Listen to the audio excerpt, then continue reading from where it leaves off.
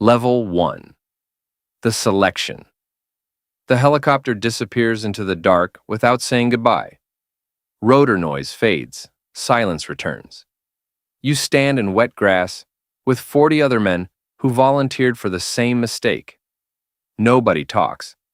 It's 3:40 a.m. in the mountains of West Virginia. Your rucksack weighs 70 pounds. You've been awake for 22 hours.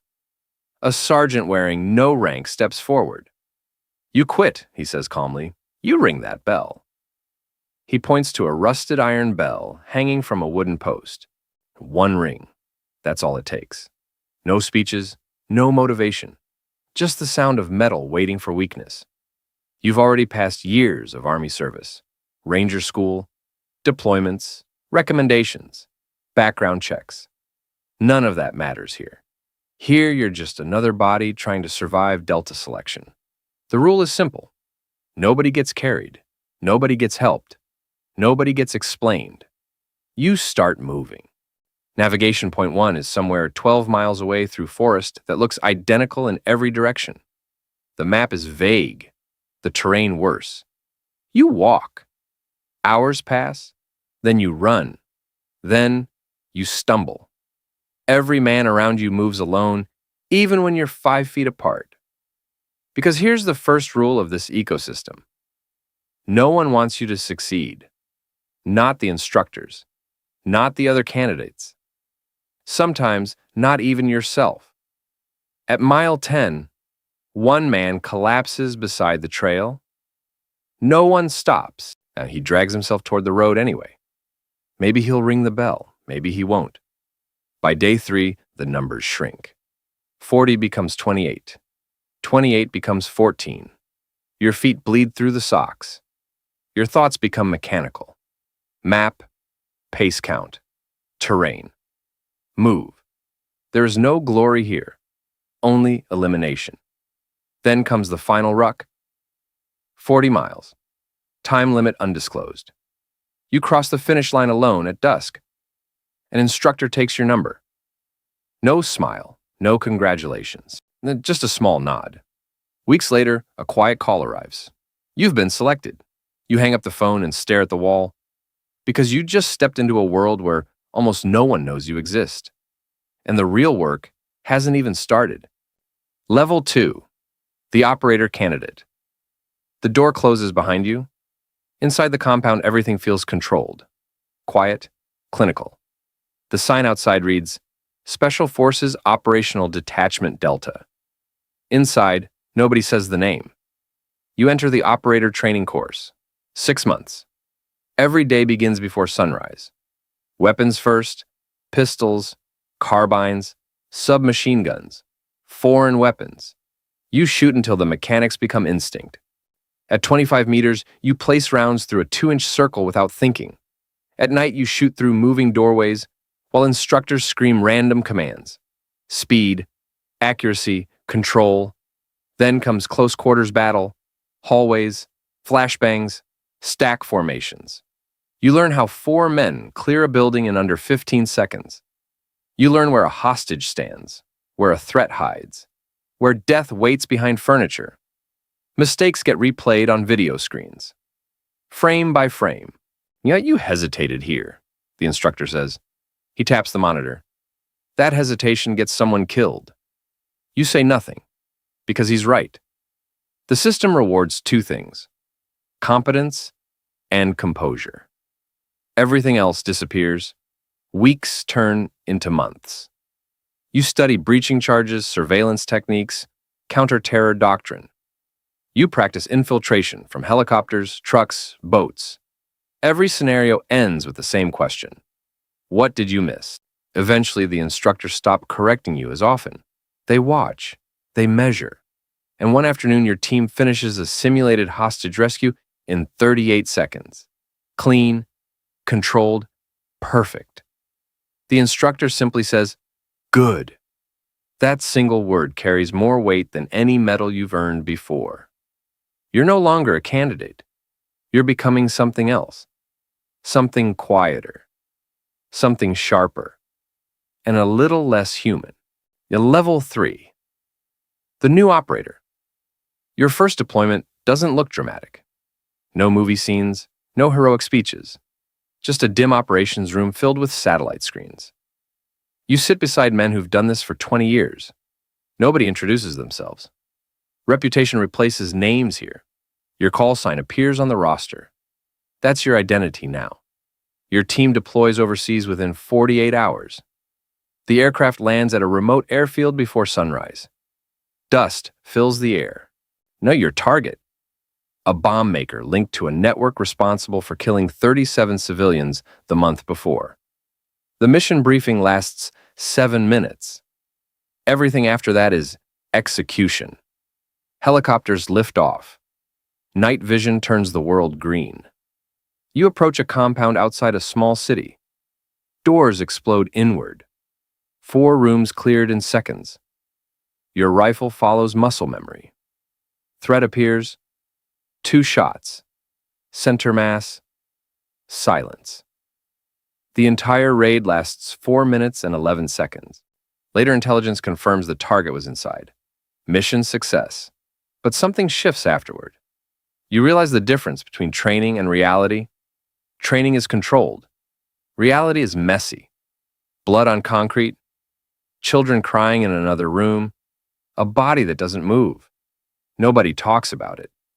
Instead, the team returns to base and prepares for the next mission.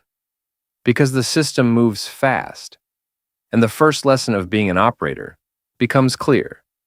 Emotion slows the process. So you learn to shut it down.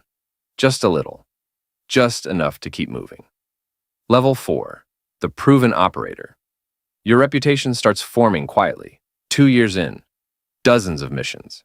Your name begins appearing on the team leader's preferred roster. That means something.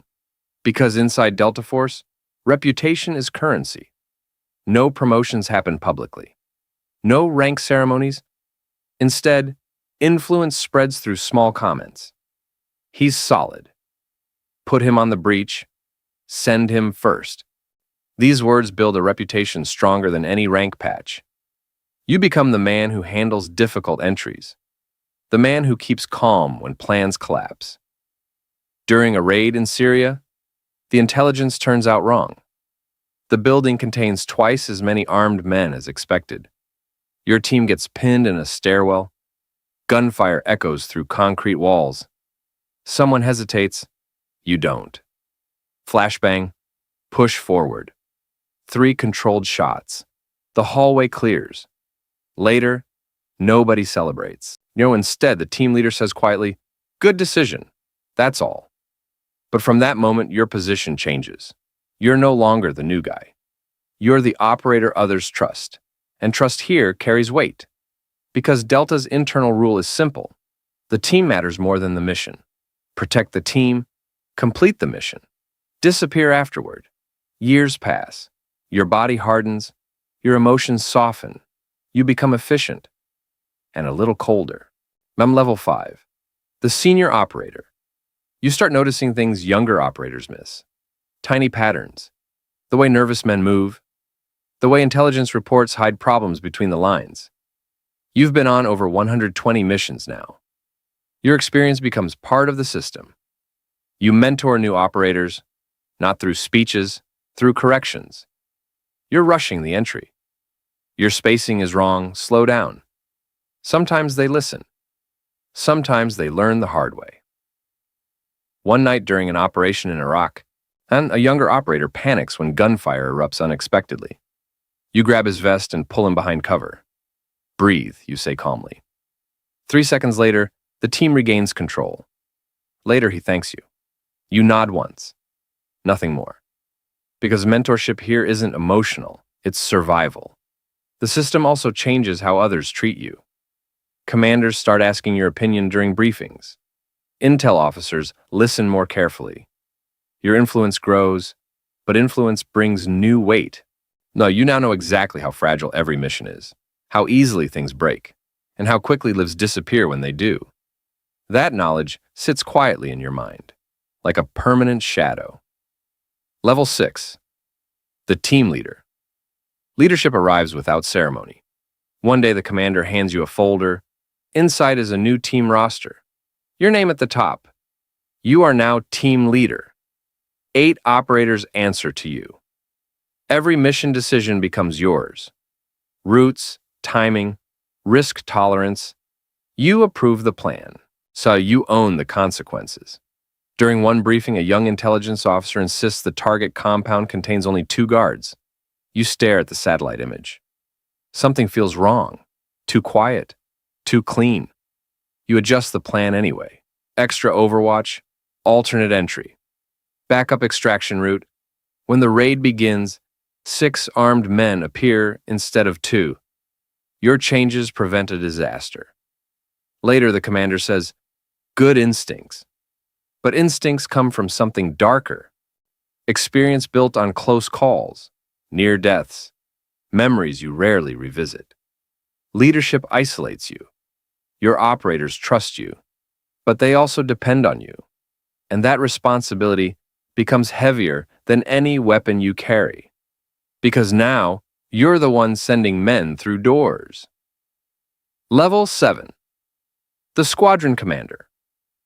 The office is quieter than you expected. No gunfire, no helicopters. Just paperwork and strategy meetings.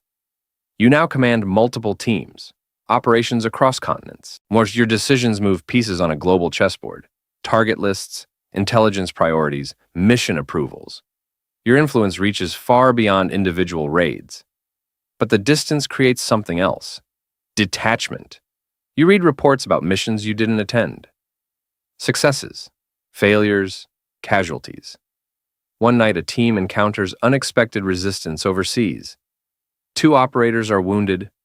1 dies during evacuation. You read the report alone in your office. 3 paragraphs summarize a life.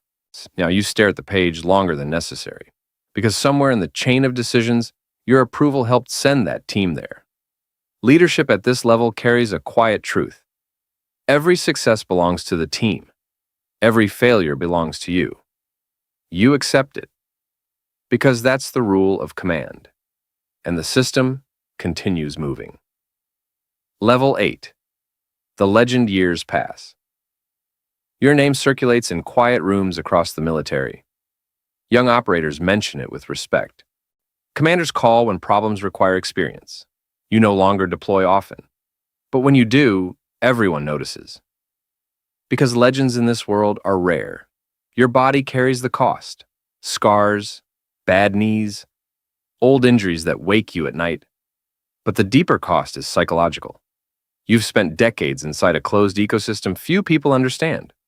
A system built on secrecy, loyalty, and controlled violence. You've watched men enter, watched others disappear, watched the machine continue regardless. A power at the top feels different than expected. Quieter, lonelier, because the higher you rise, the fewer people understand the weight you carry. You sit in your office late one evening, reviewing a new selection class. 40 names, 40 hopeful candidates, men who believe they understand the path ahead. You know better, because you remember the beginning. The helicopter leaving, the bell hanging beside the trail, the moment everything started. You close the folder and turn off the light. When outside the compound, the world moves normally. People sleep, cities glow. Life continues unaware of the system operating quietly behind the curtain. And somewhere, in the mountains of West Virginia, a new group of candidates stands in wet grass at 3:40 a.m. One of them looks at the rusted bell. He thinks he understands what he signed up for. He doesn't, but he will.